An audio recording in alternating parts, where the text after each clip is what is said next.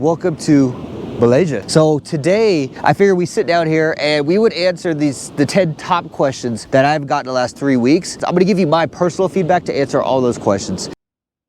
Number one, if you only had one country to visit Southeast Asia, where would it be and why? So if there's only one country to visit and I already have an income that I already have coming in like month to month, I don't have to go to a country and work, I would pick 100% Thailand. Visually one of the cleanest. They do have their issues, but I think compared to like Vietnam, Cambodia, Malaysia and stuff like that, it's much cleaner. Like I'm out here on a Malaysian beach and it's just covered in trash. And it's a much cheaper country than even Vietnam. If you get out of the big city, you get out of Chiang Mai, Bangkok, and you get to like Rayon, you get down to Krabi, you can get rent for like $250, $300 a month for a 2 or 3 bedroom house. Easy. And if you have $30,000, $40,000, that'll get you a 20-year visa in Thailand through the government, call it elite visa, that you don't have to renew. They renew it every 5 years for you. It's part of the program. Now, if I was to go to a country because I needed money, I had to work, Vietnam 100%, because it pays the most to teach English. They hire everybody, they rarely fire. If you don't have a degree though, Cambodia 100%. They don't require a 4-year bachelor's degree, you just need a TEFL to actually teach English in Cambodia. So that would be the best spot there. So if I had money, Thailand. If I didn't have money, Vietnam.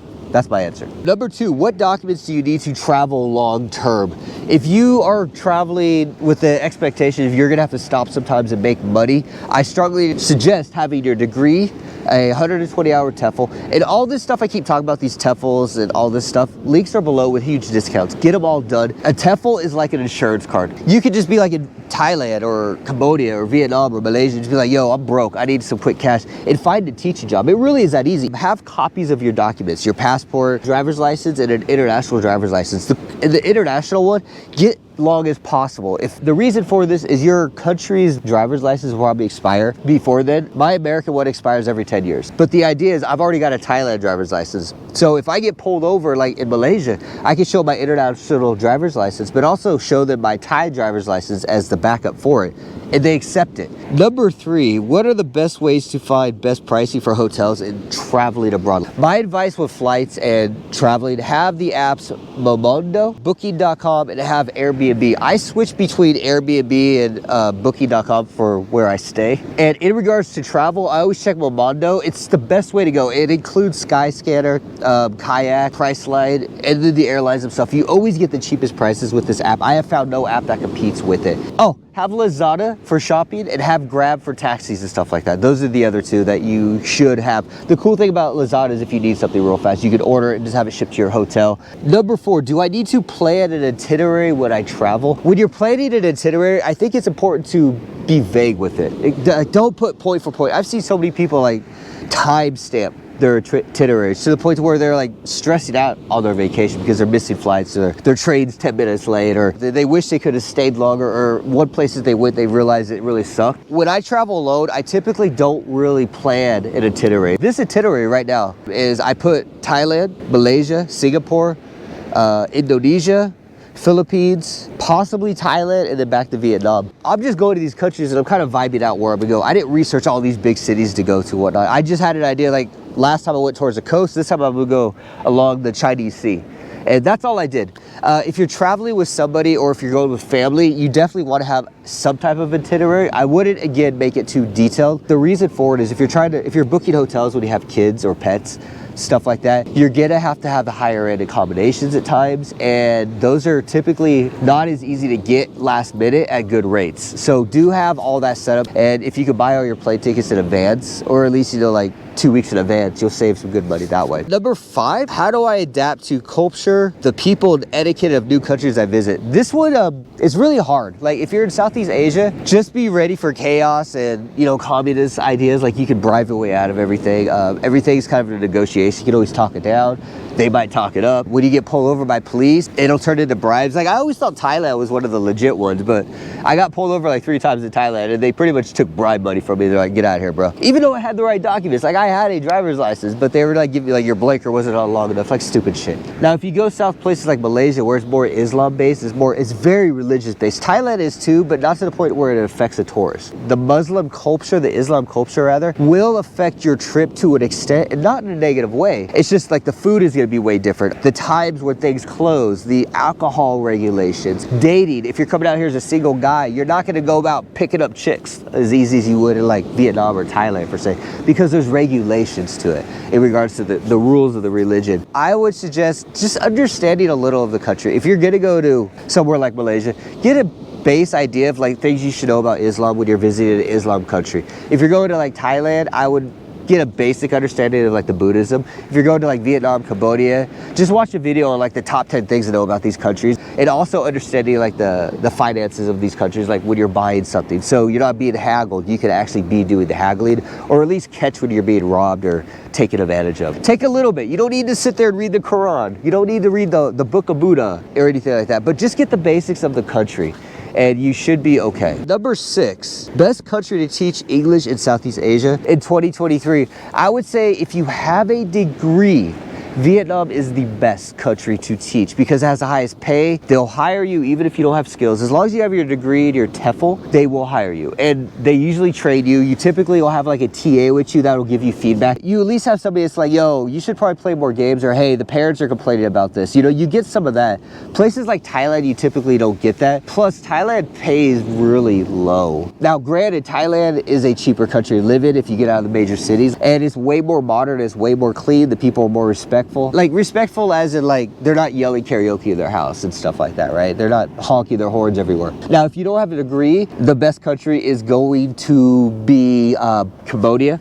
It's pretty much the same idea as Vietnam. The pay is a little less. You're looking at like 1,000 to 1,200, where Vietnam's like 1,200 to 1,500, give or take. If you want like the best of the best, I think South Korea and Japan are two of the better ones for the higher pay, the better resume building experience. It is a long-term commitment. You can't go to Korea and just like walk around and apply for jobs. You actually have to pre-apply for these jobs. Japan's kind of the same. These are more commitment-based jobs, meaning you're going to be working 9 to 5, long hours. You're going to have student time. You're going to have weekend events. In short, if you have a degree, you don't really know what you're doing, or if you do and you just want the best pay, Vietnam. If you don't have a degree, to Cambodia. Thailand, I would avoid it unless you have a master's degree, because the international schools pay a lot of money. Places like Malaysia, I would avoid it. Places like Singapore, I don't think that the opportunity is not that great there unless you have a master's degree. Or if you have like an engineering degree, you can get like a normal engineering job. Laos not bad, but it's hard to find work and the pay is extremely low, and there's not a lot to do there at all. So Vietnam, Cambodia, or Thailand, your 3 big ones. What is the average salary of these jobs? Vietnam is between 1,200 to 1,500. These are averages, guys, so calm down. And this is for native speakers. Cambodia is between 1,000 to 1,200. Laos is 800 to 1,200. Laos really varies, but they're also more serious schools. Malaysia is between 13 to 1,600, but there's a lot of regulations to get to that. Anytime you teach in Malaysia, and I've never really talked about this much, I gotta teach for a month out here. Malaysia, you have to adapt a lot, and it can make you feel uncomfortable. It can be uncomfortable. It really depends. Do keep that in mind. Again, this kind of goes back to the second or third question we talked about like understand the culture of the country before you visit it. Malaysia is definitely a different version of Asia, and it's not what people expect. Like when we think about what is Asia, we usually think about Southeast Asia, Japan, China, Taiwan, Korea. Malaysia typically doesn't come up in the list as what Asia is about. You know what I mean? It is Asia, don't get me wrong. I'm not downing anything of the culture of the people. It's just not what mainstream media pushes in the West. But the pay, Vietnam overall, I think is some of the best. If you have a master's degree, Thailand for sure. So number 8 or 9 or 7, whatever, how do I get ready for teaching English abroad? Get your TEFL. Check the link below. It'll take you through the basics of how to get a TEFL. You need a 120-hour TEFL that's certified. You can do them online. Number 2, you need to have activities. This is one of the most important things about Asia, and people will downplay this so much. If you do not have activities and games for your lessons, you will fail as a teacher. The school is gonna get rid of you. Again, link below. I've written 3 different books. I've sold we're at I think our count is at 450 or 460 books been sold, and people love them. You need to have these activities to actually do well in these schools. If you walk into a Vietnamese, Thai, Cambodian, Lao classroom and try to teach like it's America or the UK or Canada, you will be released. And the last one is lesson plans. You're gonna be writing a lot of lesson plans. Again, I wrote a book on how to automate and write lesson plans extremely fast. The schools love them. If you're doing the TEFL, they're gonna want you to write a lesson plan to graduate. The way I scripture it, they also accept. So it's an awesome way to go. Get the teacher's package that I have down there. That will literally get you 80% ready to be a teacher. It will also put you ahead of 90% of teachers out here. So either way, get the TEFL, get the activity books, get the lesson plans, and you will seriously be like 90% above a lot of teachers. I see teachers out here, like seriously, in 2023, that come out here, they have no activities. They don't know how to write lesson plans. They don't know what the hell they're doing. They just have a bachelor's degree and a TEFL, and a lot of them get fired. I was just in Thailand working I did a 2-month thing out there, and they fired like 14 teachers because they just weren't good. They didn't know activities. They didn't know how to do games. They wrote horrible lesson plans. Things I'm trying to prevent you from running into. You do not want to fly across the world and look like an idiot and have to fly back. What apps do I use as I travel? I use ChatGTP. Download that. It's hard to download in Asia because it's illegal. Lazada, Grab, Bookaway, Booking.com, Monado, Airbnb, Currency Pro, and I use a VPN through Advanced One VPN. You need to have a VPN because there's a lot of stuff you can't do, like places like Malaysia. Actually, they block a lot of websites. They politically block stuff here and there too. So have those. Everything else are just like my baking stuff. I got chess.com on here. I have Twitter on here. That's it. So yeah, those are the basics, man. Number 9, what is the best country that offers the best retirement options? I would say all of them do if you get married, with the exception of Vietnam, where Vietnam just gives you a residency card that doesn't guarantee you the stay. During the pandemic, actually, a lot of people that were married in like Vung Tau, that were like Australia, UK, and America, they got their TRCs denied renewal during the pandemic. You can't